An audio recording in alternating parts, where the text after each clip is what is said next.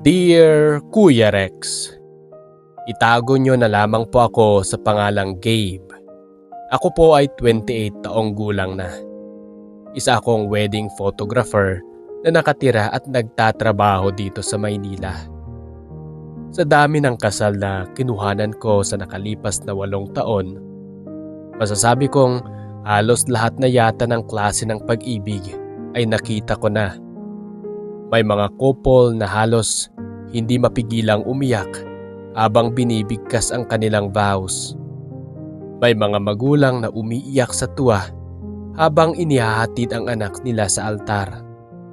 At may mga bagong kasal na akala mo walang ibang tao sa paligid dahil sa sobrang pagmamahalan nila. Nakakatawa nga po, Kuya Rex.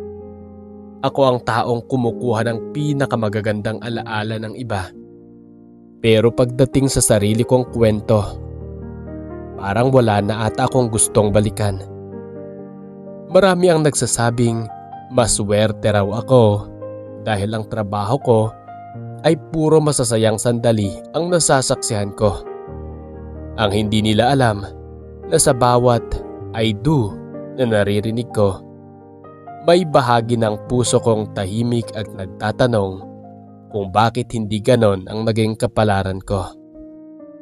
Noong una, naniniwala rin ako sa salitang forever.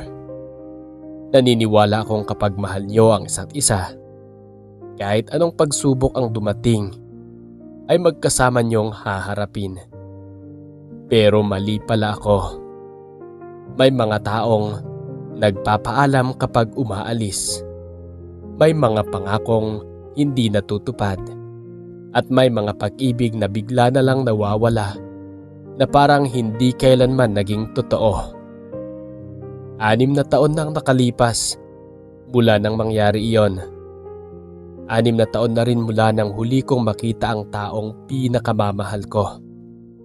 Hanggang ngayon, hindi ko pa rin alam kung bakit niya ako iniwan. Hindi ko alam kung may nagawa ba akong mali. Hindi ko alam kung nagsawa lang ba siya o baka hindi niya yata talaga ako minahal gaya ng pagmamahal ko sa kanya. Simula noon, ibinaon ko na lang sa sarili ko ang trabaho. Mas madali kasing hawakan ang kamera kaysa harapin ang sakit. Mas madali pang ngumiti para sa mga kliyente kaysa amining may mga gabing hindi pa rin ako makatulog dahil sa mga alaalang pilit kong kinakalimutan. Kaya siguro hanggang ngayon, hindi na ako naniniwala sa forever. Naniniwala na lang ako sa litrato. Dahil ang litrato, kahit kumupas man ang kulay, hindi nito babawiin ang alaalang minsay naging totoo. Noong isang Sabado, may isa na naman akong wedding shoot sa Tagaytay. Maaga pa lang ay abala na ang buong team namin sa pag-ayos ng mga kamera, ilaw at kagamitan. Habang inaayos ko ang lente ng paborito kong kamera, lumapit ang assistant kong si Mia. "Sir Gabe, ready na po ba ang bride?" Tumango lang ako at isinabit ang kamera sa leeg ko. Paglabas ko sa garden venue, bumungad sa akin ang napakagandang tanawin. Puro puting bulaklak ang paligid. May quartet na tumutugtog ng mabagal na musika at unti-unti nang dumarating ang mga bisita. Nagsimula ang seremonya. Isa-isang nahuli ng kamera ko ang bawat ngiti, bawat luha, bawat yakap at bawat halik ng bagong mag-asawa. "Sir, ang ganda naman ng kuha mo," nakangiting sabi ni Mia habang pinapakita ko ang preview ng mga litrato. Napangiti na lang ako. Kung may isang bagay mang hindi ko kailanman binigo, yun ay ang kamera ko.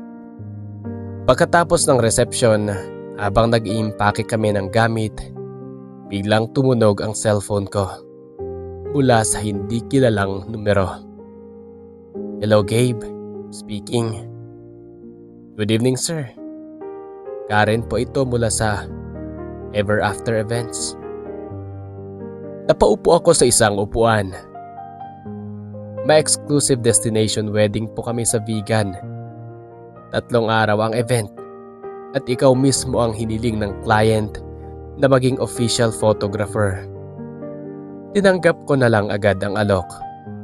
Hindi ko alam noon na ang simpleng pagtanggap ko sa wedding booking na yon ang magiging simula ng pinakamalaking pagbabagong mangyayari sa buhay ko. At higit sa lahat, hindi ko alam na sa kasalang iyon, muli kong makakaharap ang lalaking minsang nangakong hindi ako iiwan. Ngunit siya rin pala ang unang lumayo. 2 linggo matapos kong tanggapin ang wedding project, dumating na rin ang araw ng biyahe namin papuntang Vegan. Madaling araw pa lamang, nasa Naiya na ako kasama ang 2 kong assistant na sila Mia at Carlo. Pareho silang masigla habang pinag-uusapan ang itinerary namin. Samantalang ako ay tahimik lang na nakatingin sa malaking salamin ng departure area.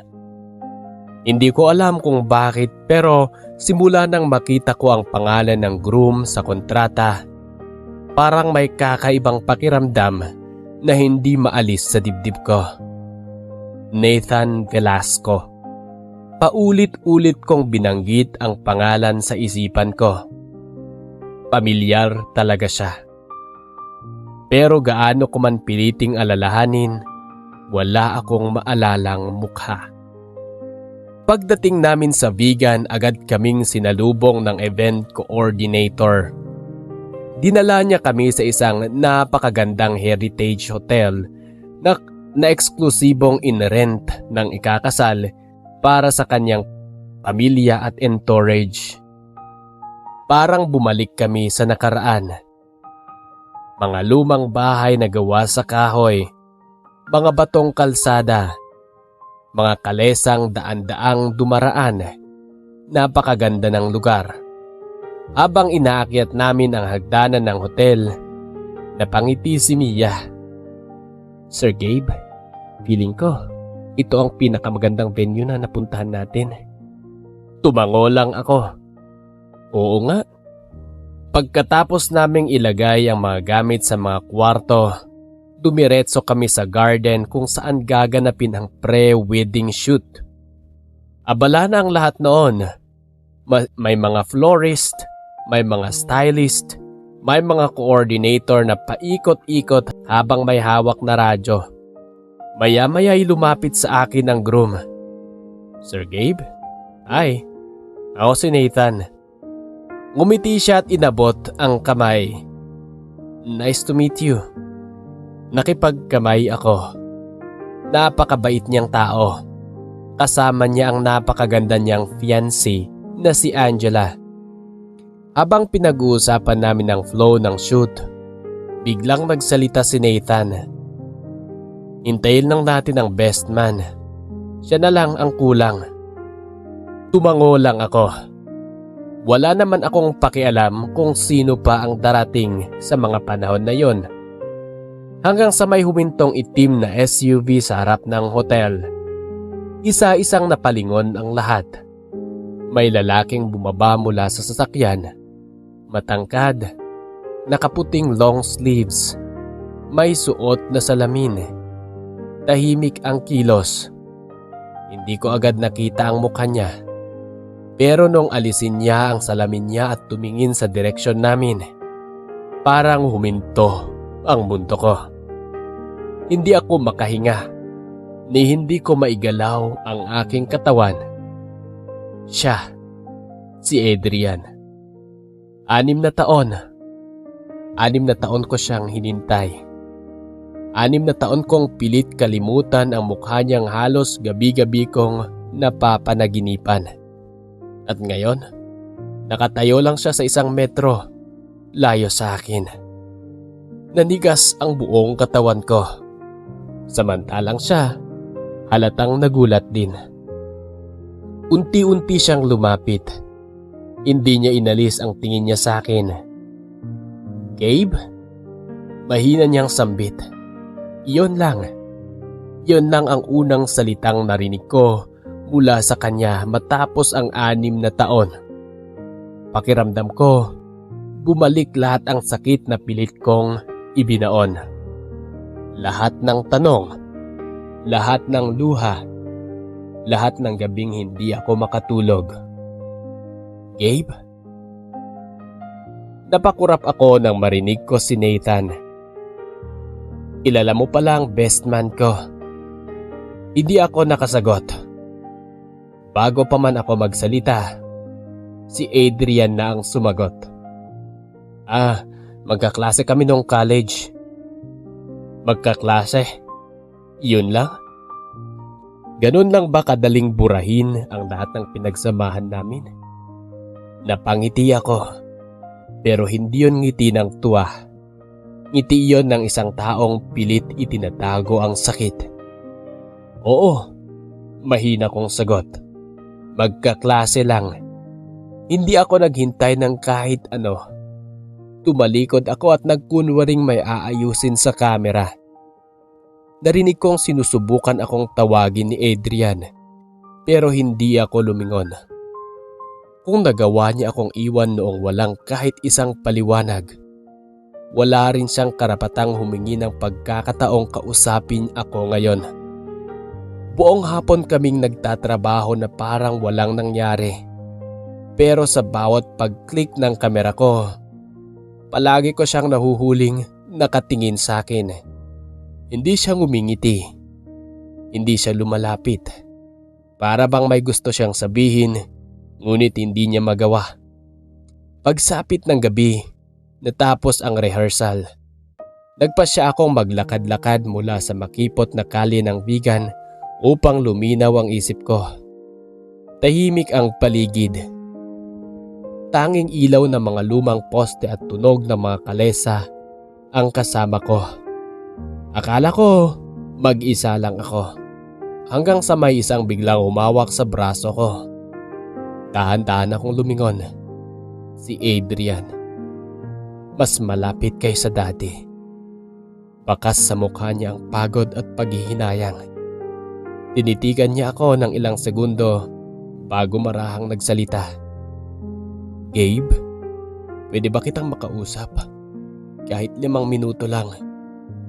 At sa unang pagkakataon matapos ang 6 na taon, hindi ko alam kung aalis ba ako o makikinig sa lalaking minsang sumira sa puso ko. Hindi ko alam kung bakit hindi agad ako nakaalis. Siguro dahil sa loob ng 6 na taon, araw-araw kong iniisip kung ano ba ang sasabihin ko kapag nagkita kami ulit. Pero ngayong nasa harapan ko na siya, wala akong maisip kahit isang salita. Tahimik lang kaming nakatayo sa gilid ng kalye. Ilang turista na ang dumaan. May mga kalesang mabagal na umaandar at may mga batang nagtatawanan sa di kalayuan. Pero para sa akin, parang kami lang ang tao sa buong mundo. "Gabe?" Mahina niyang tawag ulit. Hindi ko siya tiningnan. "Ano?" Napabuntong hininga siya. "Kamusta ka na?" Napatawa ako pero walang saya sa tawang iyon. "Talaga? Yan ang una mong itatanong pagkatapos ng 6 na taon?" Yumuko siya. Hindi ko alam kung paano magsisimula. Napailing ako. "Alam mo, Adrian, ang galing mo talaga. Kahit hanggang ngayon, hindi mo pa rin kayang sabihin kung bakit ka nawala." Tahimik lang siya. Mas lalo akong nasasaktan sa katahimikan niya. May hinihintay akong text noon. Wala. May hinihintay akong tawag. Wala. Kahit isang paliwanag man lang. Wala rin. Unti-unti akong napatingin sa kanya. Alam mo ba kung gaano ako katagal naghintay? Nagmula na ang mga mata niya pero pinipigilan niyang umiyak. Sorry. Yun lang ang sinabi niya. Isang salitang 6 na taon kong gustong marinig. Pero ngayong narinig ko na, parang hindi na yun sapat. Huwag ka nang mag-sorry. Sabihin mo sa akin ang dahilan. Natahimik ulit siya. May kung anong inilabas siya mula sa bulsa ng coat niya. Isang maliit na leather wallet. Mula roon ay inilabas niya ang isang lumang litrato. Litrato naming dalawa. Noong graduation namin sa kolehiyo, halos kupas na ang kulay dahil sa tagal. Araw-araw ko itong dala. Hindi ko na malayang napatingin ako sa litrato. Pero pareho kaming nakangiti roon. Masaya. Walang kaalam-alam na ilang araw na lang ang lilipas ay mawawala siya sa buhay ko. Hindi ko ito itinapon. Bahinan niyang sabi. Hindi rin kita kakalimutan. Napangiti ako ng mapait. Talaga ba? Kung hindi mo ako kakalimutan, bakit hindi ka bubalik? Hindi siya sumagot. Muli na namang nabalot ng katahimikan ang paligid namin. Napapikit ako. Tama na. Tumalikod na sana ako nang bigla niyang hawakan ang kamay ko. Mainit pa rin. Parehong init na minsan kong kinabaliwan. Pero mabilis kong binawi ang kamay ko. Wala ka ng karapatang hawakan ako. Kitang-kita ko ang sakit sa mukha niya. Hindi ko alam kung bakit pero may bahagi ng puso kong nasasaktan din. Hindi ako humingi ng kapatawaran ngayon. Ang hinihiling ko lang, bigyan mo ako ng pagkakataong magpaliwanag. Napailing ako. 6 na taon kang tahimik. Tapos ngayon, gusto mo magsalita? Hindi siya sumagot. Maya-maya ay tumunog ang cellphone ko at nakita kong tumatawag si Mia. Sir Gabe, nasaan na po kayo? Hinahanap kayo ni Sir Nathan. May final briefing pa po tayo. Huminga ako ng malalim. Sige, papunta na. Pinatay ko ang tawag at tinitigan si Adrian. Kailangan ko nang umalis. Gabe, wag. Pinutol ko agad siya. Bukas, trabaho lang ang pakay ko rito. Hindi tayo mag-uusap tungkol sa nakaraan. Hindi tayo magkaibigan at lalong hindi na tayo. Hindi ko tinapos ang sasabihin ko. Dahil alam kong kapag sinabi kong tayo, baka tuluyan nang bumigay ang puso kong pilit kong pinatatag sa loob ng 6 na taon. Iniwan ko siyang mag-isa sa gitna ng lumang kalsada. Pagbalik ko sa hotel, agad kaming nagsimula ng final briefing para sa kasal kinabukasan. Ipinaliwanag ni Nathan ang schedule ng ceremony, ang mga family portrait at ang reception. Habang nagsasalita siya, napansin kong tahimik lang si Adrian sa kabilang dulo ng conference room. Paminsan-minsan ay napatingin siya sa akin at sa bawat pagkakataong nagtagpo ang mga mata namin, ako ang unang umiiwas. Ayaw kong isipin niyang madali o madali niya akong mabawi. Nang matapos ang meeting, dumiretso ako sa aking kwarto. Pagod na ang isipan ko. Akala ko makakapagpahinga na ako. Pero pagdating ko sa pintuan ng kwarto ko, may napansin akong puting sobre na nakasingit sa ilalim nito. Wala itong pangalan. Wala ring nakasulat sa labas. Dahan-dahan kong binuksan. Isang lumang litrato ang nahulog sa sahig. Kinuha ko ito at agad akong natigilan. Litrato yon ng una naming date ni Adrian sa isang maliit na coffee shop malapit sa universidad kung saan kami nagtapos. Sa likod ng litrato may sulat na pamilyar ang sulat kamay. Bahagya akong nanginig habang binabasa ang bawat salita. Hindi kita iniwan dahil tumigil ako magbahal.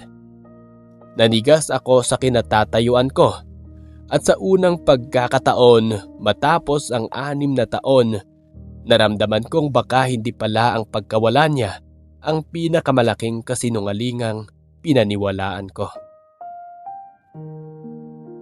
Halos hindi ako makatulog buong gabi. Paulit-ulit kong binabasa ang nakasulat sa likod ng lumang litrato. Hindi kita iiwan dahil tumigil akong magmahal. Ilang beses kong sinubukang kumbinsihin ang sarili kong baka isa itong laro. Baka gusto lang niyang laruin o guluhin ulit ang isip ko. Pero kilalang kilala ko ang sulat kamay na iyon. Si Adrian ang sumulat. Ilang beses ko yung nakita noon sa mga love letter na ibinibigay niya sa akin noong college. Kinabukasan, maaga akong bumangon para ihanda ang mga gamit ko. Kailangan kong maging profesional.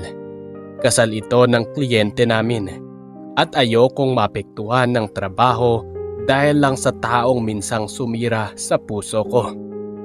Pagdating ko sa garden venue, nagsimula na ang mga preparations.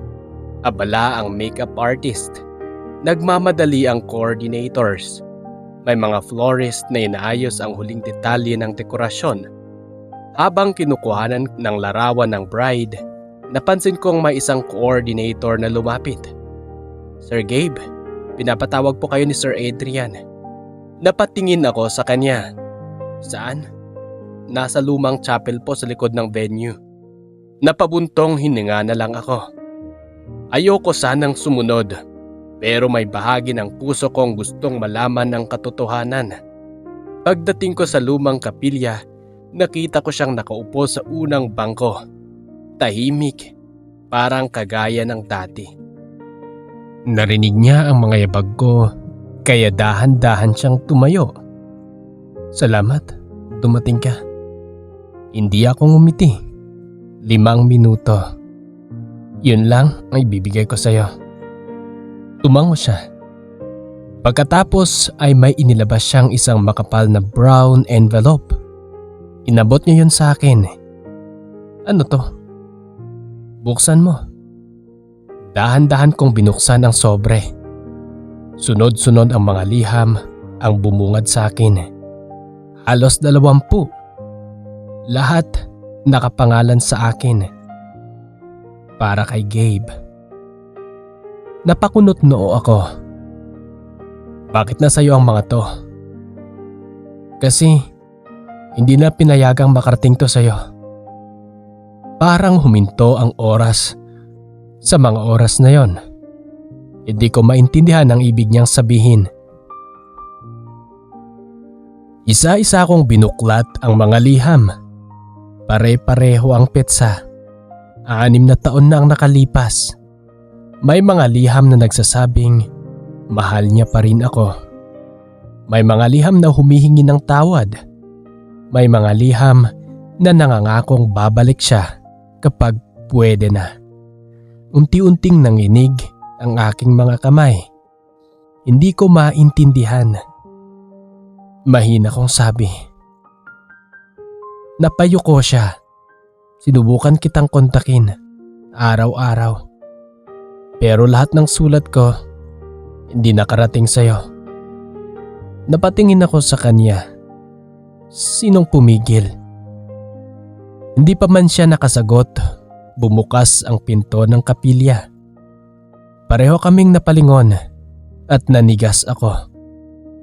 Ang taong pumasok, ang sarili kong ama. Pareho kaming walang imik. Si Papa ang unang nagsalita. Akala ko, hindi ko na kayo makikita. Pakiramdam ko ay may malamig na tubig na ibinuhos sa buong katawan ko. Papa? Mahina kong sambit. Tumingin siya sa akin. Tumingin siya kay Adrian. Akala ko malinaw ang usapan natin noon. Hindi ko na alam kung ano ang nangyayari. Lumingon ako kay Adrian. Anong ibig niyang sabihin? Napapikit siya at doon niya tuluyang sinabi ang katotohanan ng 6 na taon niyang itinatago. Noong graduation natin, pumunta sa bahay namin ang papa mo. Parang tumigil ang tibok ng puso ko. Sinabi niyang hindi niya kailanman tatanggapin ang relasyon natin. At kung hindi ako lalayo sa buhay mo, hindi niya tutulungan ang pamilya ko. Napatras ako bagya. Hindi ako makapaniwala. Alam kong noon ay baon sa utang ang pamilya ni Adrian dahil sa pagkakasakit ng kanyang ina. Nagalok siya ng tulong pero may kapalit. Kailangan kong mawala sa buhay mo. Napalingon ako kay Papa. Hindi siya tumanggi. Hindi rin siya nagsalita. Tahimik lang siyang nakayuko. Sabihin mong hindi totoo. Mahina kong sabi habang unti-unti nang tumutulo ang aking mga luha. Hindi siya sumagot. Yun lang ang naging sagot niya. Bigla kong naramdaman ang matinding sakit sa dibdib ko. 6 na taon. 6 na taon kong nabuhay sa paniniwalang iniwan ako ng taong pinakamamahal ko. Samantalang ang totoo, pinilit lang pala niyang lumayo. Hindi ko na napigilang mapaiyak. Unti-unti akong lumapit kay Adrian. Tinitigan ko siya. Namula rin ang mga mata niya. Bakit? Bakit hindi mo ako pinaglaban? Napaluha siya. Gusto kong lumaban. Pero noong nakita kong umiiyak ang nanay ko dahil wala na kaming pambayad sa ospital, pinili kong iligtas muna ang pamilya ko. Tapos araw-araw kong pinagsisisihan ang desisyong iyon. Hindi ko alam kung sino ang dapat kong sisihin. Ang ama ko, ang tadhana, o ang sarili ko. Sa sobrang bigat ng nararamdaman ko, kusa kong niyakap si Adrian. Mahigpit, parang binabawi ko ang 6 na taong nawala siya sa akin. Ramdam kong nanginginig din siya abang dahan-dahan niya akong niyakap pabalik. At sa unang pagkakataon, matapos ang napakahabang panahon, pareho kaming umiyak. Hindi dahil sa sakit, kundi dahil sa katotohanang pareho pala kaming naging biktima ng isang desisyong hindi namin kailanman ginusto. Pero hindi namin alam, sa labas ng lumang kapilya, may isang pares ng matang tahimik na nakasaksi sa lahat. Ang bride na si Angela. At ang ekspresyon sa mukha niya ay nagsasabing may mga tanong na kailangan niyang hanapan ng sagot. Lumipas ang 1 taon mula nang mangyari ang kasal na yon sa Vigan. Marami nang nagbago sa buhay ko. Una, natutunan kong patawarin ang sarili ko. Hindi ko na sinayang ang natitirang oras sa pagkapit sa galit at mga tanong na matagal nang nasagot. Unti-unti ko ring napatawad ang papa ko. Hindi naging madali pero pinili kong unawain na minsan kahit ang mga magulang ay nagkakamali dahil sa takot at sobrang pagmamahal.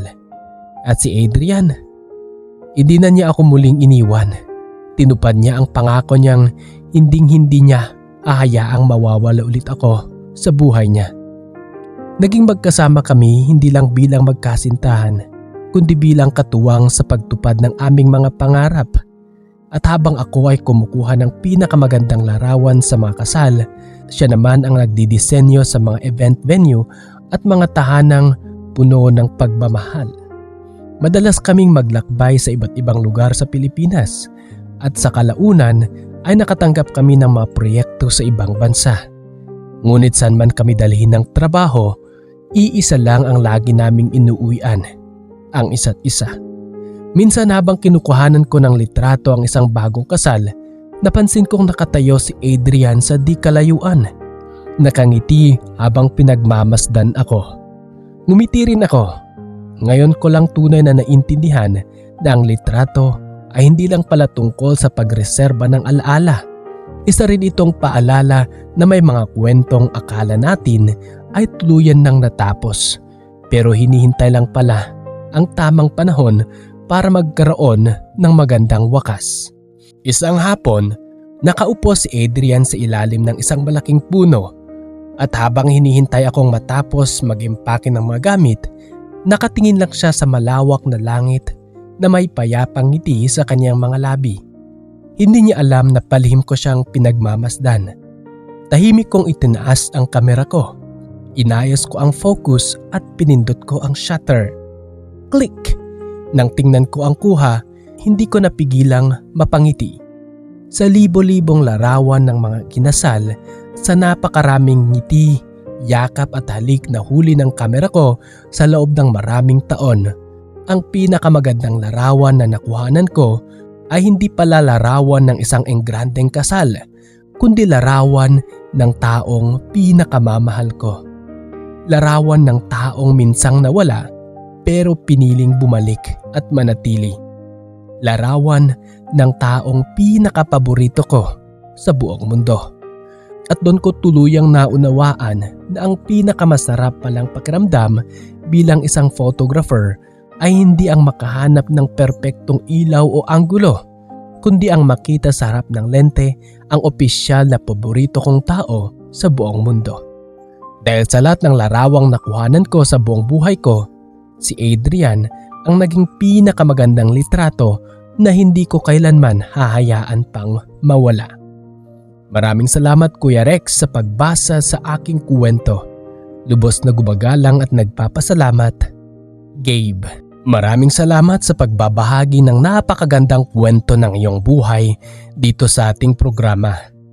Ang masasabi ko lang, huwag mong pagsisihan ng mga tao na nawala dahil yun din ang nagturo sa inyo kung gaano kahalaga ang pagmamahal, tiwala at pagpapatawad.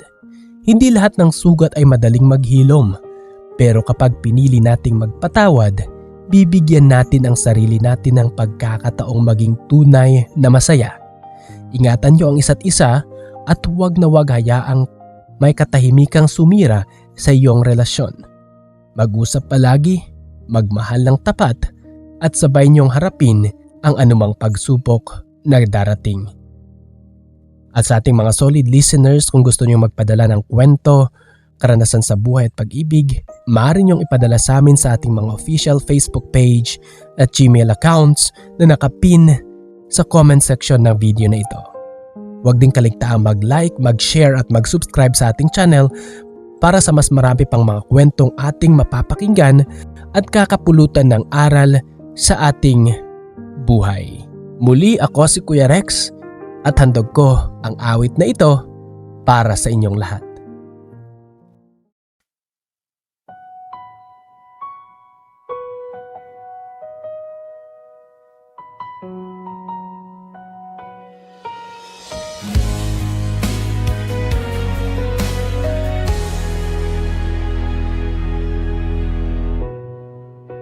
Nagsimulang lahat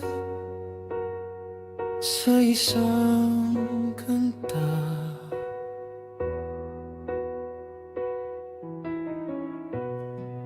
Bakit ngayon ka lang sabay nagtagpo ating mata?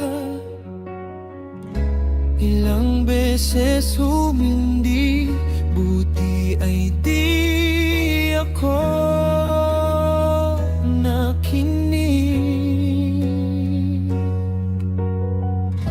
Tadhana nang bumulong sa'kin, di ba't sinabi sa'yo ipaglalaban ko? Tahanan mo ako, di magbabago yun. At pag ika'y nawawala, tingin ka lang sa aking mata. Pagmamahal sa'yo, di maubos yun. Lalabanan ko lahat para sa'yo, basta't nandito lang ako sa tabi mo.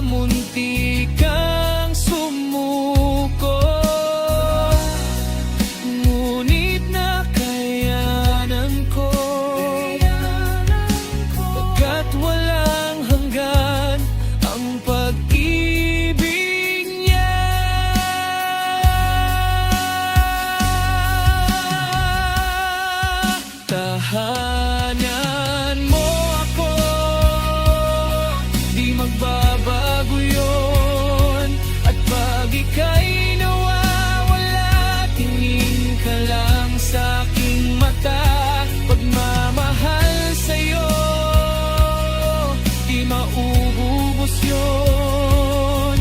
Sabay natin nadadaanan ang lahat, hanggat sa dulo ng ating pagmamahal,